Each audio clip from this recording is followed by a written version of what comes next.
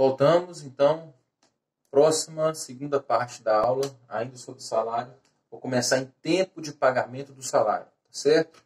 Então, aqui para as minhas anotações, então, já falamos de salário de utilidade. Segunda parte, tempo de pagamento do salário. Meus amigos, o salário ele tem natureza alimentar porque ele serve simplesmente para suprir todas as necessidades do ser humano. Aí você lembra do artigo 7º da Constituição e pensa que ele é nacionalmente unificado para que ele possa atender todas, para que ele possa atender todas as necessidades do trabalhador, certo? Sim, eu entendo que o valor realmente é baixo, não dá para suprir lá lazer, previdência, transporte, higiene, educação, tudo isso aí, né? Mas simbolicamente, ainda está torto um pouco, só um minuto. Mas simbolicamente deveria ser para suprir então tudo isso aí que eu falei, tá certo? Pois bem, o salário ele deve ser pago, então, a partir do momento que o empregado presta os seus serviços. Terminou, então, os 30 dias de trabalho, né? Então, em unidade de tempo, 30 dias de trabalho, eu vou fazer o pagamento até o 5º dia útil seguinte. Tome cuidado, viu? Trabalhou 30 dias o mês, eu não vou contar 31 dias, então, todo o pagamento é mensal, considerando 30 dias apenas de trabalho. Independente se o mês tem 31 ou 30, porque na regra geral, soma tudo, divide e vai dar um número sempre igual, né? Pois bem, considerando o mês aí de 30 dias. Então, trabalhou 30 dias, depois dos 30 dias, ele vai receber até o 5º dia útil, viu? Pensem comigo, não é até o 5º dia do mês seguinte, é até o 5º dia útil, tá certo? Então, vai lá, por exemplo, segunda a sexta-feira, pula sábado e domingo e considera a próxima semana, tá certo?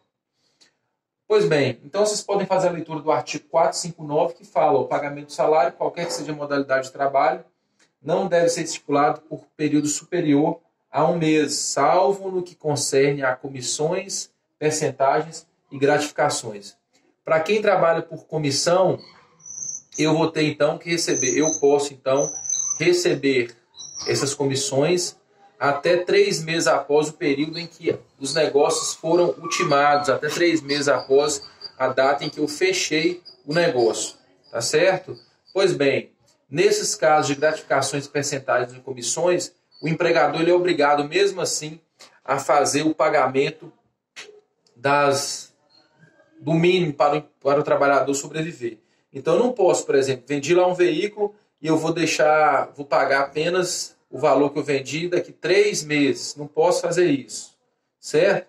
Então o empregador tem que garantir o mínimo existencial para o trabalhador, que seria então o salário mínimo, tá certo? Então vendeu 5 mil de comissões, vai pagar até daqui 3 meses, mas pelo menos o valor mínimo tem que tirar desse valor total aí de 4, 5 mil e pagar ao trabalhador. Então seria assim, hoje abriu, vendi, fechei o negócio de 5 mil, eu posso receber até daqui 3 meses para frente os 5 mil. Sim, mas eu tenho que tirar o mínimo, o salário mínimo do empregado desses 5 mil. Não posso deixar ele naquele mês sem nada. Correto? O artigo 4º da Lei 3.207-57, essa lei trata então dos vendedores, dos representantes comerciais, certo? Vocês podem ler lá que fala então sobre a época do pagamento. Fala assim, ó, ressalva-se as partes interessadas fixar em outra época o pagamento das comissões e percentagens, não podendo exceder um trimestre. Então, para o estudo, eu faço essa combinação entre o artigo 459 da CLT e o artigo 4º da Lei 3.207/57. Vocês estão vendo que eu estou acompanhando a apostila de forma criteriosa. Vocês podem ler lá a súmula 381, que fala sobre a correção monetária. A correção monetária, então, é o seguinte, olha, terminou o mês de julho, por exemplo, tá certo? O mês de julho estava aqui embaixo contando aqui, janeiro, fevereiro, março, julho tem 31 dias. Então, chegou o final de julho, dia 31, eu tenho que fazer o pagamento até o 5º dia útil do mês de agosto, correto? Até o 5º dia útil do mês de agosto. Se eu não fizer o pagamento até o 5º dia útil, a correção monetária e os juros não vão incidir a partir do 6º dia útil. Ela vai ser retroativa. Então, ela vai começar a partir do 1º dia de agosto. Tá certo? Então, eu vou recapitular. O pagamento deveria ser feito até o 5º dia útil do mês de agosto. Não foi feito, a correção monetária e juros não começará a partir do 6º dia. Ela vai retroagir. Ela vai começar a partir do 1º dia útil. Então, é a leitura da súmula 381 do TST. Depois nós temos aí a OJ 159, que fala sobre a data de pagamento. A alteração. Olha o que diz. Se inexistir previsão expressa em contrato ou instrumento normativo, a alteração de data de pagamento pelo empregador não viola o artigo 468.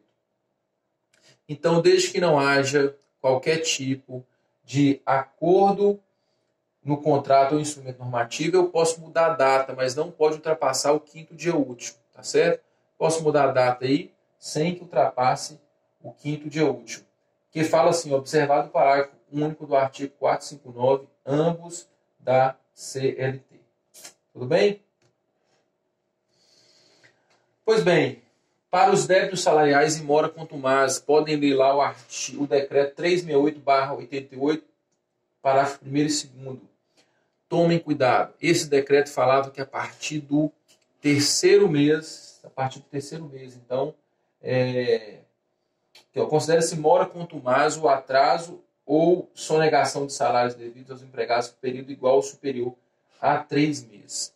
Com base nesse decreto, gente, eu não conseguia a rescisão direta do contrato de trabalho. Hoje em dia, a jurisprudência do TST faz o quê? A jurisprudência do TST, ela adota o seguinte: com 1 mês de atraso, eu posso sim dispensar a empresa, eu posso aplicar a rescisão indireta na empresa. Porque pensem bem, você ficar 1 mês aí sem salários, viu? Isso não pode acontecer. Então, tome cuidado. Esse decreto ele não é utilizado mais como defesa em prol do empregador. Hoje, se você atrasar 1 mês de salário e o empregado comprovar que esse mês já o levou praticamente à falência pessoal, certo? Que houve cobrador, que ele pode ainda, além disso, da rescisão direta, ele pode receber até o dano moral. Tudo bem?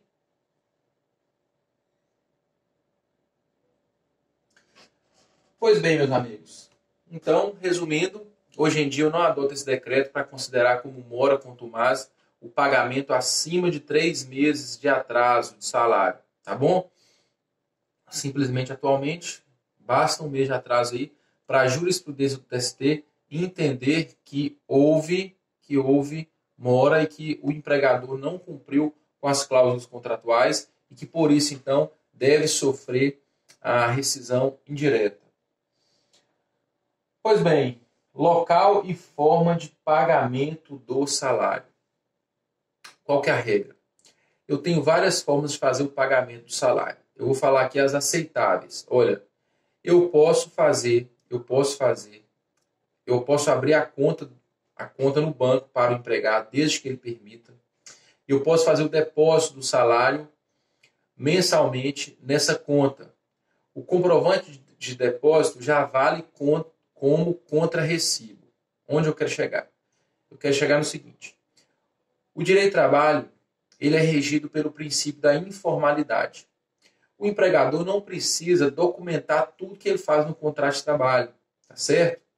Só que existe uma regra específica, uma exceção da exceção da exceção, que diz o seguinte, olha, se eu faço o pagamento do salário, para eu comprovar o pagamento do salário, eu tenho que recolher a assinatura do empregado em um recibo, para evitar aquela máxima de que quem paga mal paga 2 vezes. Então, para o salário, para o comprovante de pagamento do salário, o empregador obrigatoriamente tem que pegar a assinatura do empregado no recibo. Então, tem que recibar o pagamento do salário. Tá certo? Qual que é a exceção? A exceção é quando o empregado permite a abertura de uma conta bancária e nessa conta bancária os valores serão depositados e o comprovante para o empregador será, então, esse comprovante bancário, aquele papelzinho lá que sai quando você faz o depósito. Tá certo?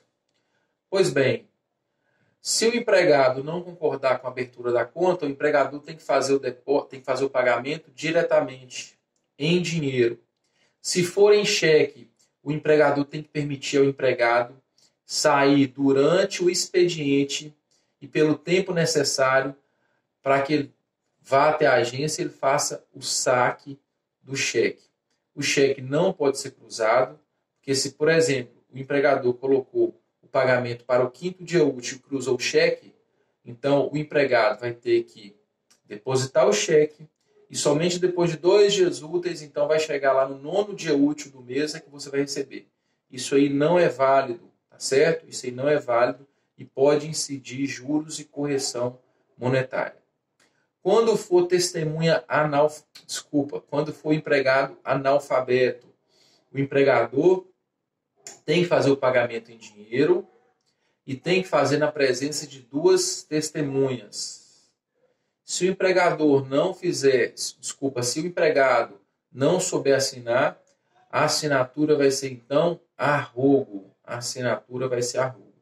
Vou fazer a leitura desse artigo aqui para vocês. Olha, o pagamento do salário deverá ser efetuado contra recibo. Isso quer dizer que eu tenho que pegar lá o recibo com o empregado, assinado pelo empregado, em se tratando de analfabeto, mediante sua impressão digital, ou não sendo essa possível, a seu roubo. Tá certo? Alguém assinando aí em nome do trabalhador. Terá força de recibo o comprovante em conta bancária, aberta para esse fim em nome de cada empregado, com o consentimento deste, em estabelecimento de crédito próximo ao local de trabalho. Viu? As 2 testemunhas, vocês podem consultar lá, as OJs. Vamos lá? A aula vai ser mais eficiente se eu colocar assim, ó. Então vamos lá, olha aqui. Só para vocês verem como é rápido o estudo. Todo mundo hoje em dia tem acesso ao computador aí, viu, gente? Quem não tiver, vocês podem me falar que eu vou doar aqui 5 notebooks da Apple. Os 5 primeiros que estiverem assistindo a aula, pode mandar aí que eu vou mandar cada um no valor de 5 mil. Tá bom? Não ligue com isso. Vamos lá, olha aqui. Analfabeto. Como é que eu faço a consulta rápida? Analfabeto, testemunhas, pagamento de salário. Eu consigo aqui, olha, já na primeira, eu já consigo aqui, ó, na primeira tela aqui, no primeiro ponto aqui do Google, eu já consigo aqui, ó, recibo de pagamento de salário. Vamos ver qual que é o J, não, desculpa, é precedente normativo.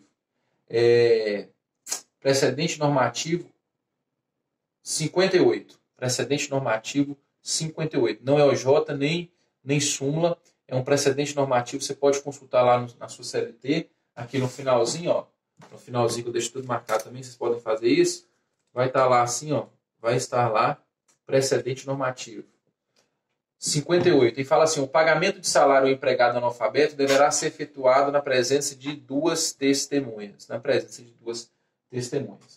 certo? Pois bem, continuando então, o local e forma de pagamento. O pagamento deve ser efetuado em dia útil e no local de trabalho. Há um tempo atrás eu tinha lido uma jurisprudência que falava que o empregado poderia esperar até 2 horas para o pagamento após o seu expediente. No entanto, meus amigos, se o pagamento tem que ser feito durante o expediente, todo o tempo que eu ficar posterior à disposição do empregado, esperando o pagamento do salário, esse tempo vai ser considerado como hora extra, viu? Tome cuidado. Então, eu tinha que sair 5 horas da empresa, sair às 6 horas esperando o salário, o pagamento do meu salário. Então, nesse caso, o que vai acontecer? Sim, vai ser considerado como hora extra. Olha o que diz o artigo 465. O pagamento do salário será efetuado em dia útil e no local de trabalho, dentro do horário de serviço ou imediatamente após o encerramento deste. Então, ó, meu horário de trabalho se encerrou às 5 horas da tarde. Se eu entendo que é imediatamente, 5h10 eu já devo ter recebido o meu salário. Se eu ficar esperando posteriormente, isso aí vai ser considerado como tempo à disposição e vai ser pago como horário extraordinário.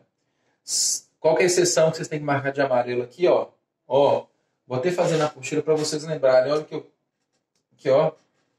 Olha como é que eu faço. De amarelo, meus amigos, somente a exceção, salvo quando efetuado por depósito em conta bancária. Vamos lá? O estudo, olha aqui, vai ficar invertido, mas não tem problema. Olha aqui. Somente salvo eu coloco, então, de amarelo. Tudo bem? Por que eu não grifei observado e disposto no artigo anterior? Porque isso aqui é irrelevante, tá certo? Para esse caso aqui, é irrelevante. Eu tenho que marcar o que pode cair na prova. Viu? Então, se eu colocar em prova, sempre o pagamento deve ser no horário de expediente do trabalho ou imediatamente após o seu final. Certo ou errado? Errado. Salvo quando houver depósito em conta bancária. Eu vou chamar a atenção aqui também, ó, porque o raciocínio jurídico tem que ser feito em todas as matérias.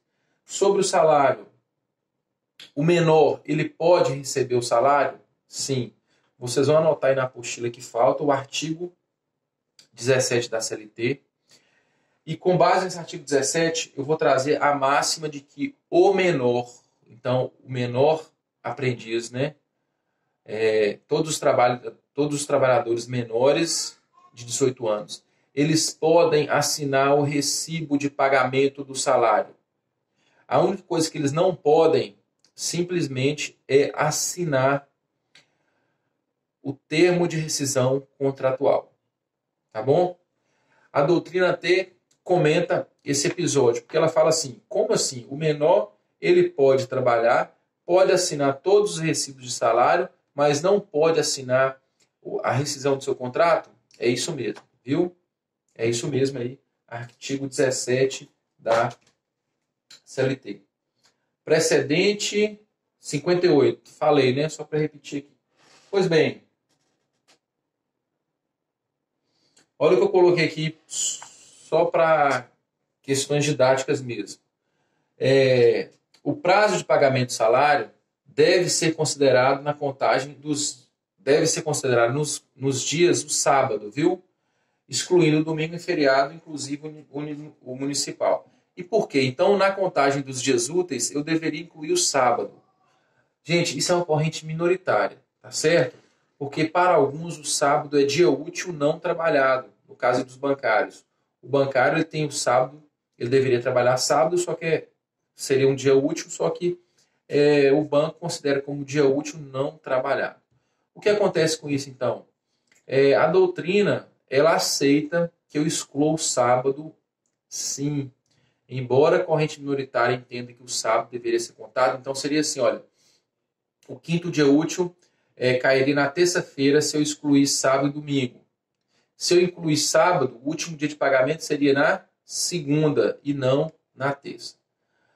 A corrente majoritária entende não, que o quinto dia útil, os dias úteis para eu fazer o pagamento do salário, eu vou excluir o sábado e vou excluir o domingo e todos os dias que são feriados, sejam feriados estaduais, federais e municipais.